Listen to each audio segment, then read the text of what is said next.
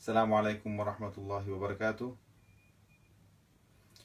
Brothers and sisters, this is a quick thing about our brothers and sisters out there fasting in the month of Ramadan, and especially when it's the time of exams. So here's the whole debate. Should these students out there be fasting in the month of Ramadan while we've got a long summer going on and they've got exams, so they're probably stressed out? And the point is this: Allah Azza wa Jal has already said in the Holy Quran that He has said, "Yuridu Allahu bikum al-yusr wa la yuridu bikum al-usr." Allah wants ease for us. Allah does not want difficulty for us.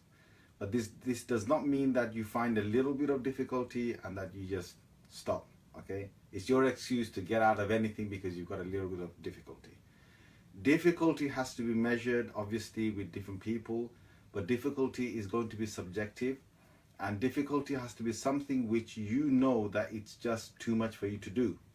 Because Allah has said in the Holy Quran, in Surah Baqarah, right in the last verse, "La yukallifullahu nafsan illa wus'aha." Allah does not burden a soul with more than what it can take. Now this is the crucial part. It's more than what you can take.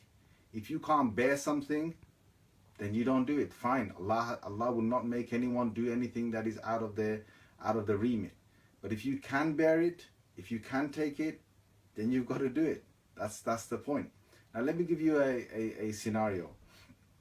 There are people across the world right now who are in Bangladesh, who are in India, who I've seen with my own eyes, who are working in the heat of that climate.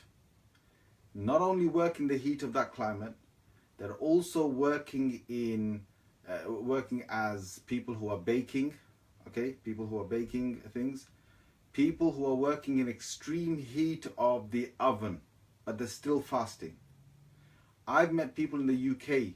You've got your takeaways, you've got your restaurants. People as chefs are working in the heat, in the summer heat, and also the heat of the kitchen, and they're working as chefs and they're still fasting. Okay, there are others, of course, who can't take this, so for them they're exempted. There are women out there who might be breastfeeding a child. The child needs milk. There's another child maybe needs some milk, or they might be pregnant. Allah has made them exempt. Okay, Allah has made elderly people exempt from fasting if they can't do it. And there are people who are old and who've got diabetes and they're still fasting. And we get this every single year. They want to fast. But there are other people who are diabetic who can't fast. There are people who might have a small condition, but it's so much for them that they just can't bear it. Okay, fine. It's down to what you think that is bearable for you and what is not bearable for you. So let us look at it with another example. In the Prophet ﷺ's time, it was the Battle of Tabuk where the Muslims had to go out. And it was a very hot time. This was the peak of the summer of Arabia. There was little provisions they had. Okay, so the actual camels and so on was there were only few camels. There's only one camel to 18 people. 18 people. The season was ripe with fruits, and it was the business season, but they still gave up their business to go out. Now think about it. It's the hottest season and they're traveling for a month, and they went with the Prophet ﷺ. Now there's a very unique scenario here at the end of the 10th juz, where Allah says there were certain Bedouins who came and asked the Messenger of Allah ﷺ for something to ride to go with him in the path of Allah. And when the Prophet ﷺ said, "La ajidu ma ahmilu alayk," he said, I can't find anything that I will put you on a conveyance. I can't find any conveyance I can put you on. And Allah says, "Tawallaw wa a'yunuhum tafidhu min ad-dam' hazanan alla yajidu ma yunfiqun." They turned around from the Prophet ﷺ and they had tears rolling down their eyes out of grief that they could not find something to go with in the path of Allah with the Prophet ﷺ. These are these Bedouins whom Allah has praised until the day of judgment, and we're reciting this in the Quran. And do you know what? Allah says straight after that.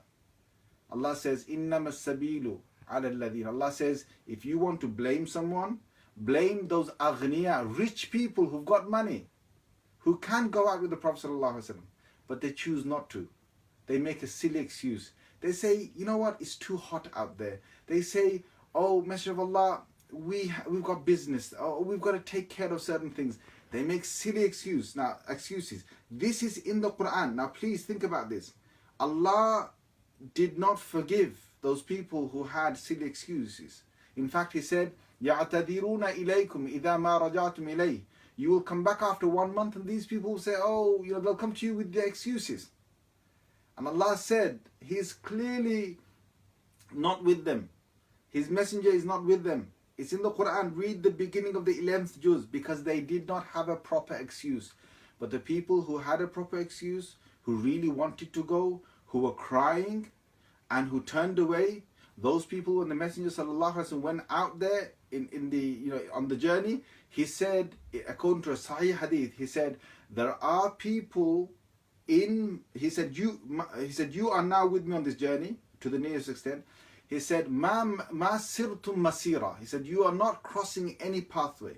Wala qata'tum wadiya. You are not going across any valley, except there are people in Medina. There are people in Medina who are getting the exact same reward as you're getting. Habasahumul udhr. The only thing that has kept them back is that they've got a genuine excuse. So they've got the same reward as the people in the path of Allah, though they couldn't make it because they've got a genuine excuse. But the people who never had genuine excuses, look at what Allah says about them in the Holy Quran. Allah says nifaq. He says hypocrisy. He says hypocrisy. Read the Quran, the beginning of the 11th juz. Now my friend, you're going for an exam, or you're going for a test or something. Seriously ask yourself a question. When you stand in front of Allah on the Day of Judgment, will you say that I just couldn't take it? And Allah knows what's inside you. You can't hide that. So if it's serious excuse, you can't take it because it's too much for you, then fine. That's fine. Don't worry about it. But if it's not too much for you and you can do it, because there are plenty of young people out there who can do it, then please don't make a silly excuse. That's the drawing line. Now, I can't say for this person yes, for that person no, for this person yes, no. Nobody's going to say that. It's down to you. You think to yourself, can I actually make this fast? Can I do this without burden? And you know what?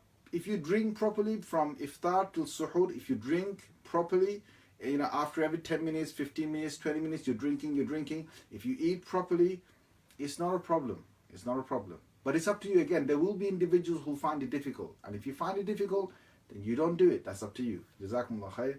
Wassalamu alaikum wa rahmatullahi wa barakatuh.